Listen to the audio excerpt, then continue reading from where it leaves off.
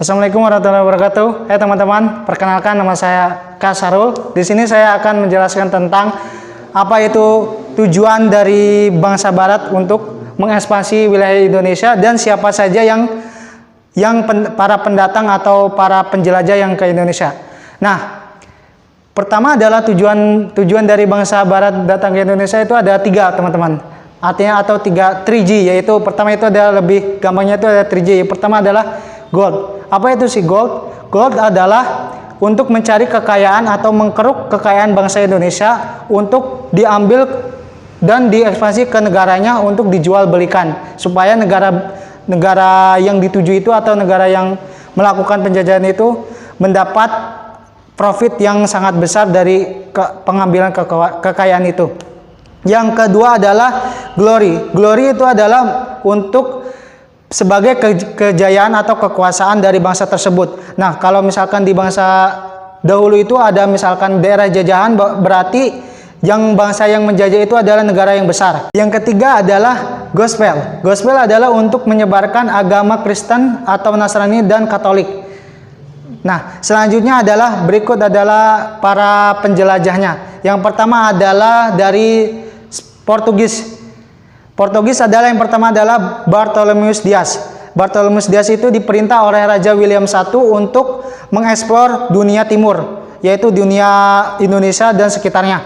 Yang pertama itu ada Bartholomeus Dias, dan Dias itu berangkat dari pelabuhan dari Lisabon dan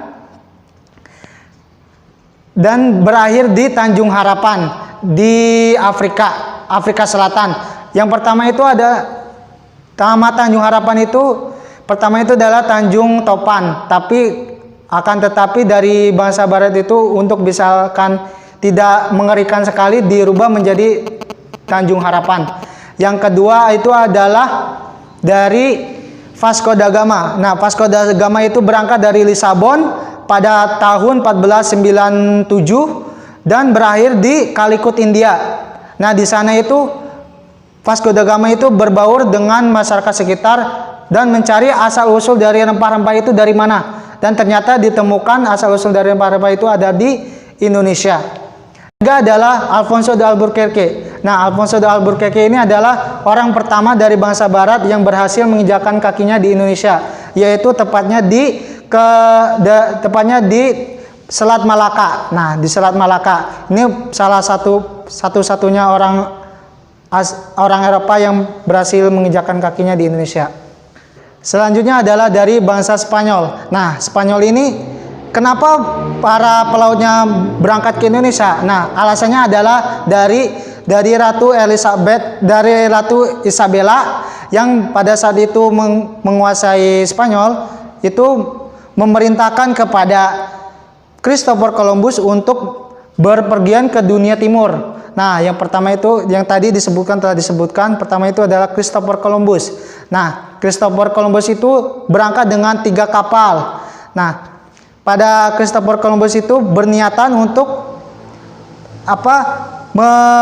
niatan awalnya itu Christopher Columbus ingin ke India, tapi pada akhirnya Christopher Columbus itu menemukan sebuah kepulauan atau sebuah benua itu. Pertama itu adalah beliau itu melabuh di Kepulauan Bahama, tepatnya di Kepulauan Salvador di Bahama. Nah, pada saat itu Christopher Columbus langsung menamakan benua itu disebut dengan benua Amerika. Kenapa disebut dengan benua Amerika? Karena Christopher Columbus menamakan benua itu adalah benua Amerika. Nah, kenapa dinamakan dengan benua Amerika? Karena Christopher Columbus pernah membaca sebuah buku yang buku itu menginspirasi dirinya.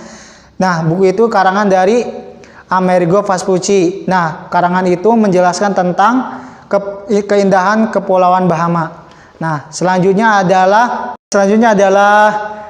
Magalhães dan Jan Sebastian Elcano. Nah, Magalhães itu berangkat melalui Selat Magalhães yang ada di benua Amerika dan berhasil masuk ke benua Asia. Tepatnya mereka itu berlabuh di Kepulauan Masapa yang ada di Filipina. Nah, Karena pada saat itu Magalhães dan Jan Sebastian Elcano itu langsung mengambil alih atau mengklaim bahwasanya itu adalah kekuasaan dari Spanyol. Tetapi para suku setempat atau suku asli setempat yaitu suku Mactan tidak terima atas klaimnya tersebut, dan akhirnya terjadilah pertempuran di situ dan Magalhães berhasil terbunuh oleh suku Mactan, dan akhirnya setelah itu Jan Sebastian Elcano melanjutkan kembali ke Kepulauan Malaka, tepatnya ada di Indonesia. Nah, setelah itu Sebastian Elcano itu langsung mengkeruk kekayaan daerah yang ada di Malaka, tepatnya di Indonesia. Akhirnya Sebastian Elcano membawa pulang lagi ke negaranya sendiri melalui jalur timur. Nah, makanya si Sebastian Elcano mengklaim bahwasanya dirinya adalah orang pertama yang mengelilingi dunia. Tetapi ucapannya itu terbantahkan oleh seorang perwira angkatan dari Inggris yang bernama Menzies, bahwasanya orang pertama yang mengelilingi dunia adalah Laksamana Cheng Ho dengan armada-armadanya. Nah, di situ disebutkan bahwasanya peta-peta kuno di Cina itu sudah ada dari dulu sebelum peta yang diterbitkan oleh bangsa Barat. Nah, selanjutnya adalah dari Belanda. Nah, Belanda ini pertama kalinya dari William Barents. Nah, beliau itu pada 1594 beliau itu tidak berhasil datang ke Indonesia karena kapalnya karam di Kutub Utara. Selanjutnya adalah Cornelis de Houtman.